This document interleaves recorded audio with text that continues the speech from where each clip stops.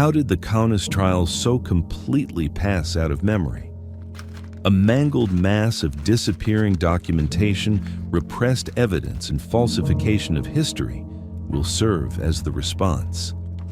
When the Nazis engineered such trials, they did not just put their version of justice into play, but established a device of silence. The evidence was spread at random, the witnesses were intimidated or killed, and any trace of the actual events was covered with coats of propaganda. The turmoil of war and its destructive results only deepened the confusion of the truth, making the Kaunas Trials a dark side that not many people wanted to return to. Europe became rebuilt, and the world entered the politics of the Cold War, which made memory a fight all by itself. The narrative was inconvenient to Western governments, the narrative that made the simplified story of good and evil that was formed after World War II. In the meantime, living under the Soviet rule, which was keen to give its own version of history, disapproved or manipulated the painful experiences of Lithuania in the course of the war. The tinges of local opposition and cooperation disappeared through the operation of history in the conflict of ideologies. Historians and researchers would have to risk the archives, unquestion the officially accepted, and reconstruct the portions of truth, decades to assemble the fragmented truth. The Kaunas Trials only afterwards, with time and with indefatigable scholarship, began to be restored as a crucial but painful episode of European history, a narrative long repressed yet never forgotten. These trials held at Kaunas show us what was denied to the world, and that is, Hitler had plans way before the first bomb fell. Lithuania was alone and paid a great deal of bravery. The world would have been on their side, hence the war could have been postponed or prevented altogether. This narrative wants us to wake up to the strength of the initial opposition to tyranny. In case you were moved by this part of history, share this video. Lighten up the dark corners of history of forgotten heroes who dared to act, because there is no better way to keep the darkest shadows of our history in the past than to remember them. And to policymakers and peace activists looking on, let the trials at Kaunas call on the courage it takes to face fascism now and then. Thank you for staying till the end. Support us by subscribing to our channel for more such stories. The legal environment was becoming increasingly burdensome on a daily basis. Eyewitnesses were recounting events in shaky voices, documents were produced uncovering long-hidden secrets, and prosecutors were relentless in breaking down all the lies. What started as a mere court case quickly turned into an ethical retribution. The trial lasted very long, and its burden was not only on those who were going through it, but also on a nation belonging to an entirely different world. It was justice that was not simply being done, but a reckoning of the most troublesome intentions of an age. As the verdicts were eventually pronounced, a silence was cast over the room as the winter wind suddenly rushes. Others were sentenced to death due to committing murder. Others were sentenced to a long prison term due to their association with the murder.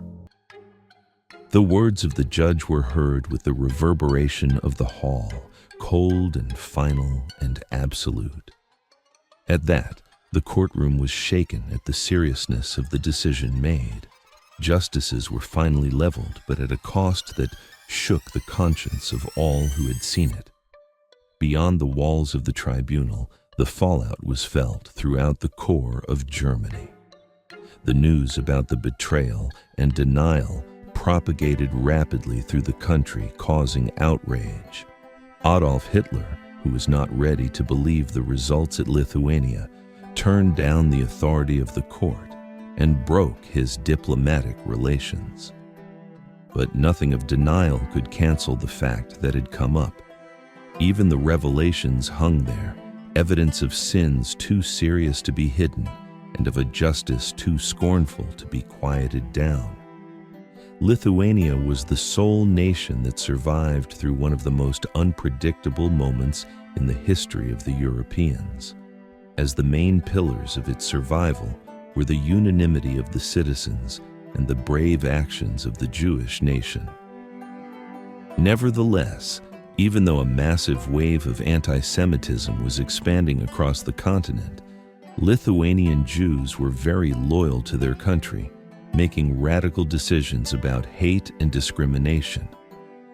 Their opposition, mostly manifested by social, cultural, and political activism, kept alive an ideology of tolerance and ethical fortitude at a period when fear and extremism were on the ascendancy. The little state was not long before it was under extreme pressure of its neighbors, and all wanted concessions and obedience as the price of the weak hope of peace. The late 1930s were filled with appeasement in European diplomacy, and Lithuania was called upon to submit to the forces of greater magnitude on many occasions. However, the Lithuanian leadership did not give in to pressure as the international community urged the leadership to comply.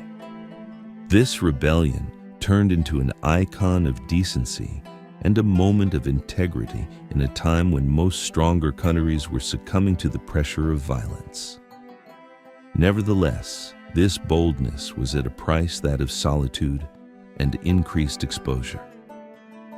Against the context of such strained circumstances, the government could find a means of surviving both politically and economically.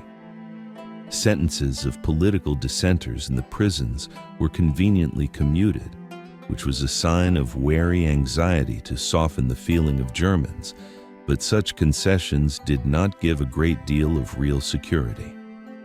All these signs of compromise only appeared to encourage pressure to intensify, as the ambitions of Berlin became more and more ambitious and the territorial claims more overt. To Lithuania, these concessions were an act of necessity and not of choice, little steps taken to postpone a collision with which most dreaded was to be postponed. That confrontation came by 1939 as Europe worsened into war.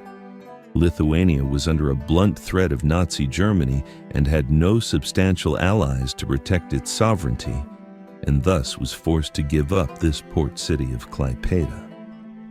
The transition was done unwillingly, a time of national sorrow and anticipation. It was more than a territorial sacrifice, more of a premonition of the carnage soon to befall the whole world.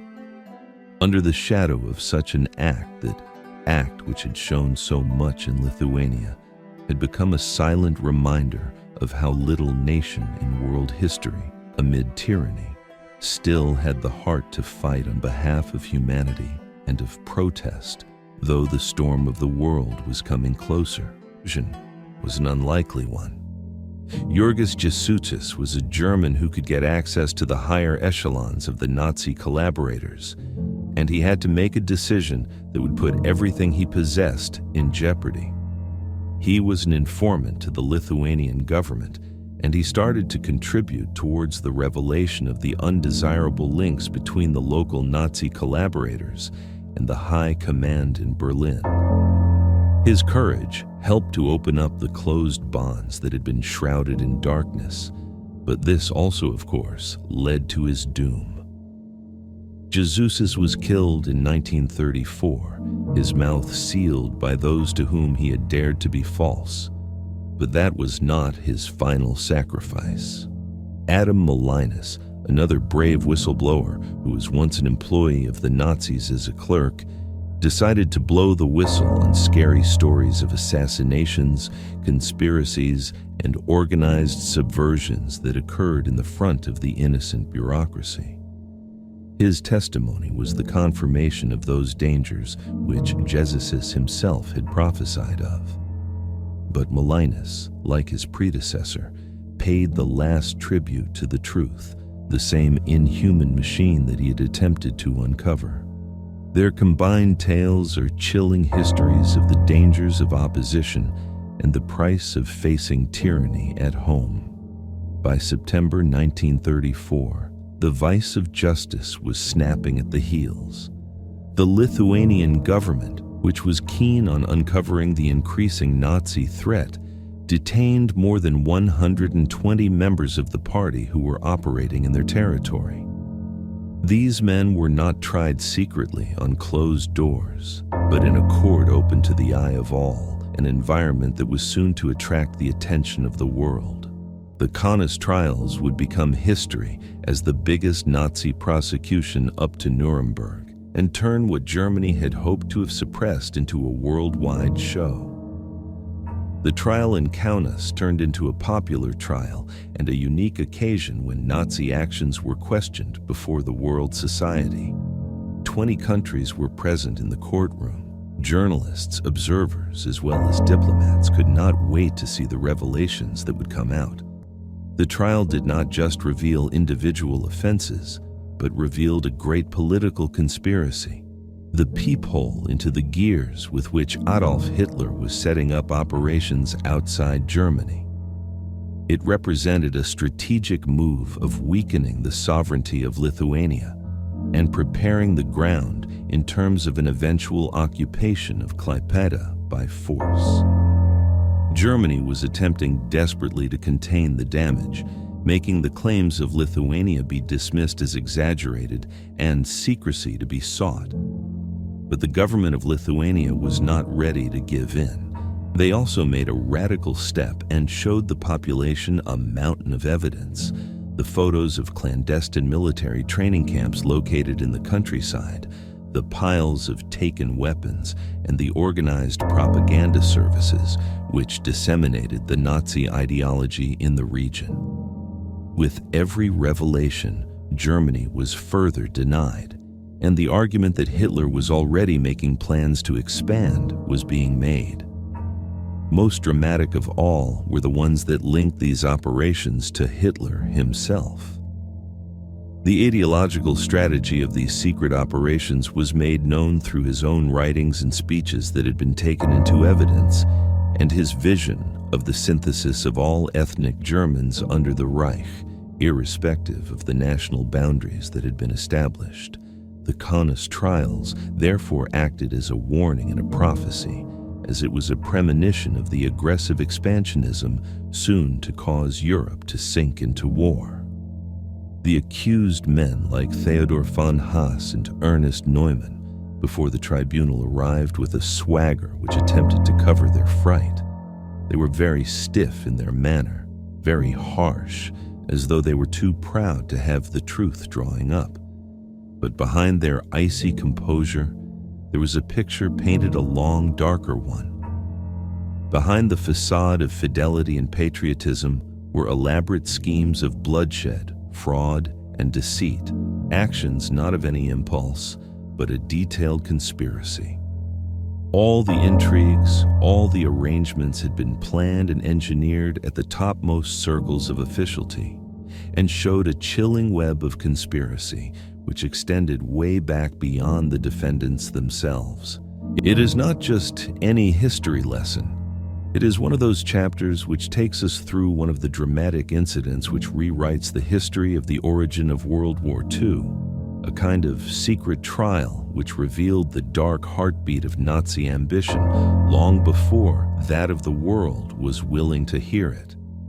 Suppose that one chance had been discovered, a trial of the shadowy kind, a court in which was balanced the fate of Europe, but upon which the world had closed its eyes. It is the hidden history of heroism, deceit, and sacrifice, supported by the fact that cannot be denied. The story of the World War II is believed to have begun with the ascendancy of Hitler, the Anschluss, and the attack on Poland. But what should have sounded the real warning more than 10 years ago in a courtroom in Lithuania, an experiment that showed the evil schemes of a man ready to cause terror all over the world. That secret comes back to haunt us tonight. Nowadays, Klaipeda is a quiet city on the bank of the Baltic Sea, which is on the territory of Lithuania. Its peace, however, masks a turbulent history. During the anarchic era after World War I, this seaport was referred to as Memel, and it was a highly desirable possession among different powers. Memel was formerly German, but was occupied by the League of Nations for a short period, and in 1924 became Lithuanian. This purchase meant a lot to Lithuania, as Klaipeda was one of the most important warm water ports, which was a symbol of national survival and national strategic value in the Baltic world. It was economically useful and politically sensitive, and this position and status planted the seeds of future conflict and strife. Under the facade of the outer peace of Klaipeda, there were still bitter differences and overheating dissatisfaction among the locals. Many of the inhabitants had a deep attachment to Germany and longed to get it back. The tension between the regions became even stronger soon when Adolf Hitler gained power in 1933. Within the same 2 months into his tenure as a chancellor, the Nazi representatives at Klaipeda held a secret meeting with Hitler himself. He even vowed to regain Memel to Germany and assigned his deputy, Rudolf Hess, the leadership of Nazi activities in the region. Since then, 2 synchronized Nazi terror groups, the CSA and SOVOG, started ordering the acts of sedition and unrest in a systematic way. These groups covertly had the backing of the German consulate with the aim of destabilizing the region, and they were a direct threat to the Lithuanian sovereignty, and this meant serious threat to Lithuania holding on to Klaipeda.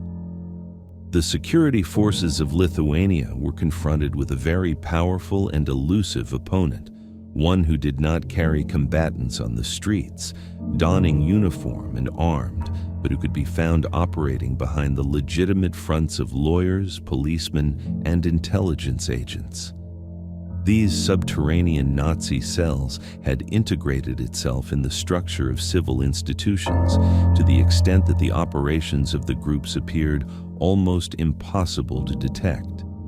All leads ran dead, all possible witnesses were gone, and confidence was a precious thing in the very system which had been established to guard the country. It was shadow warfare, and intrusion and secrecy were the hallmarks of all actions.